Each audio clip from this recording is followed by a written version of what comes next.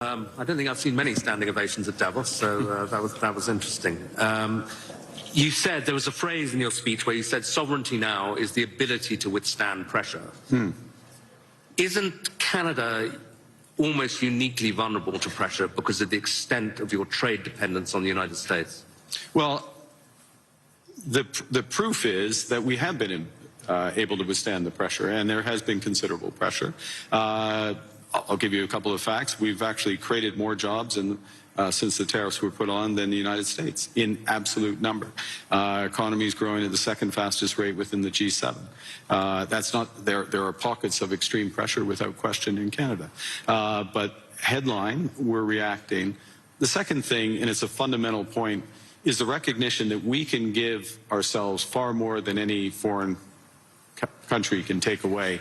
There's lots of efficiencies in having one Canadian market, the $1 trillion of domestic investment, and building these partnerships abroad, all of which are bigger returns than what's been lost. That's not to say we would rather not lose it, but we can withstand the pressure, and we are. And I was interested that you said basically the old world's not coming back. So you're not seeing this as a period where you just have to get through and normalcy will return. I think that is our view, and we regret it, but we're not going to sit around and mourn it. We're acting, and we're acting in a way both that's in our interests, but we believe in a way with others that's building imperfectly in steps a new system. I'll give you one example on handback, which is we are members of trade agreements that comprise already 1.4 billion people around the world. So we have the most extensive network. We are trying with others to bring some of those networks together. The most prominent example is the Trans-Pacific Partnership in the EU, acting as a bridge. It's not a direct benefit for Canada, but it is a benefit for Canada that these groups come together. And Ngozi is here, consistent with the WTO rules, both of which are. And in that way, we're building back out amongst willing partners. And you talked about the need not to put the sign in the window anymore, to pretend that things are still the same. Do you think, to put it directly, that the NATO alliance is still doing that, still pretending it's the old transatlantic partnership, when it's really kind of going? Well, I think clearly NATO is experiencing a test right now, and the first response to that test has to be to respond in a way that ensures the security of the Arctic in a robust way for all possibilities.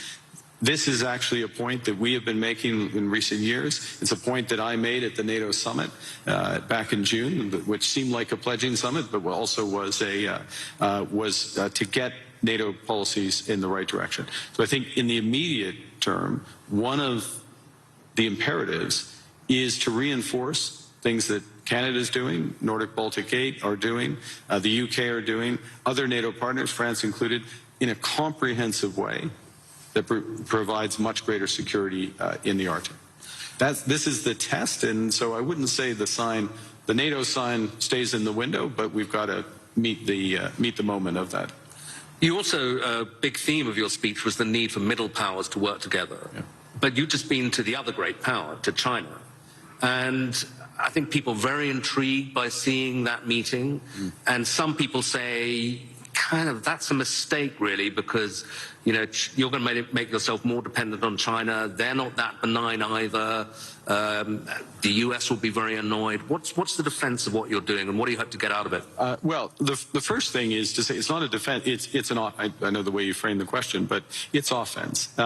It's building out. It's something positive as opposed to against. We're for something as opposed to being against. The second is, there are very clear guardrails in that relationship. I spoke of calibration of relationships in my remarks. That's what I mean by it. But within those clear guardrails are huge opportunities in energy, both clean and conventional, obviously in motor vehicles, in agriculture, in financial services, all of which is mutually beneficial. So it's additive. And look, it's the second largest economy, and it's our second largest trading partner. We should have a strategic partnership with them.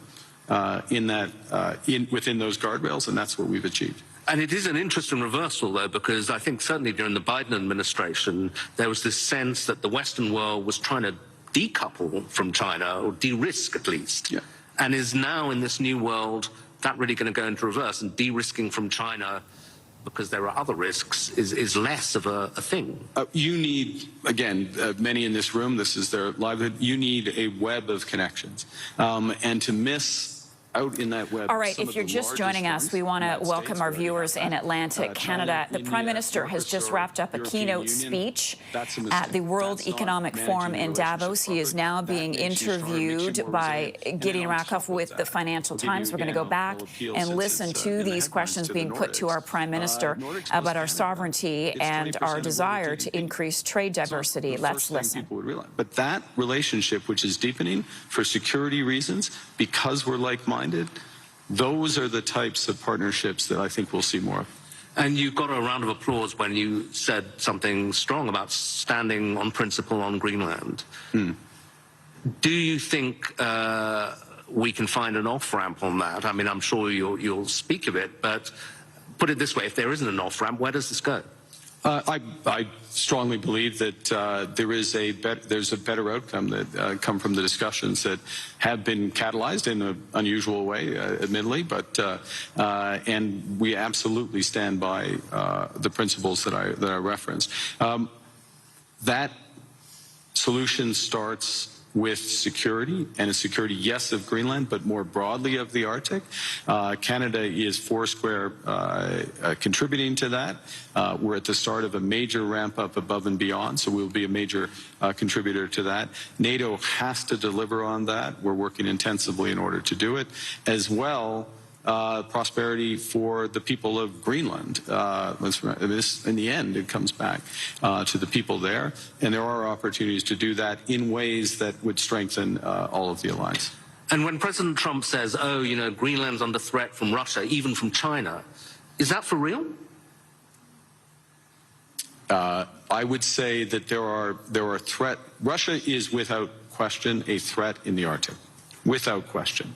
Russia does lots of horrible things, and I'll take the opportunity to condemn their unjustified and horrific assault on Ukraine, almost at its fourth year.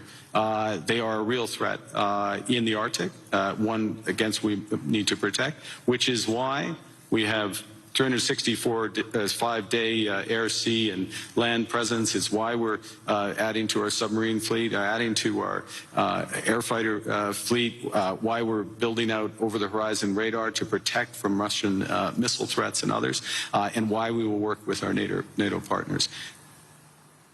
The threat is more perspective than actual at this stage in terms of actual activity in the Arctic, and we intend to keep it that way. Another big issue that's going to come up this week is this board of peace that President Trump is keen on. I'm not sure whether it's for Gaza or for the entire world, but apparently Canada's been invited. Are you going to join?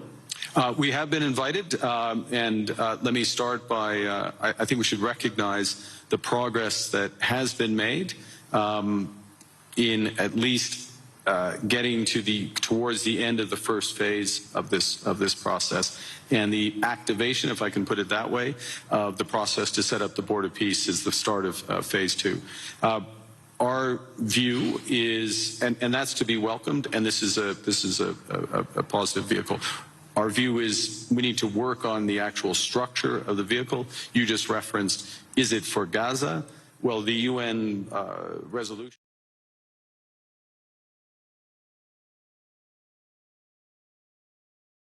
For Gaza. That's where we see it becoming immediately operative, and it needs to be, in our view, it's better to be designed in that way for the immediate needs there. There are many other needs around Modem, the first point. Ensemble pour la République, Horizon et les Républicains Elliott qui ont accepté de rentrer dans cette démarche ouverte. All right, it looks like our feed is being interrupted from Davos this morning as we listen to the Prime Minister speaking to a journalist, Gideon Rakoff, after he made his keynote address. Do we have the audio back? improve the situation. There we go. The horrific situation there, and to move onto a path to a true two-state solution. There's a suggestion you can get permanent membership of the Board of Peace by ponying up $1 billion. You going to write a check for that? We would write checks and deliver in kind to improve the welfare of the people of Palestine. But we want to see it delivered direct to those outcomes promoting peace, and so the mechanics and how it works that way. Okay, final question. President Trump and a lot of people who agree with him condemn globalism a lot. And I suspect, you know, you would be the kind of epitome of a globalist. You know, you worked for Goldman Sachs, I believe. You were a central banker. You know, you're comfortable and lived in several countries. Is globalism, first of all, is it a thing, and is it over?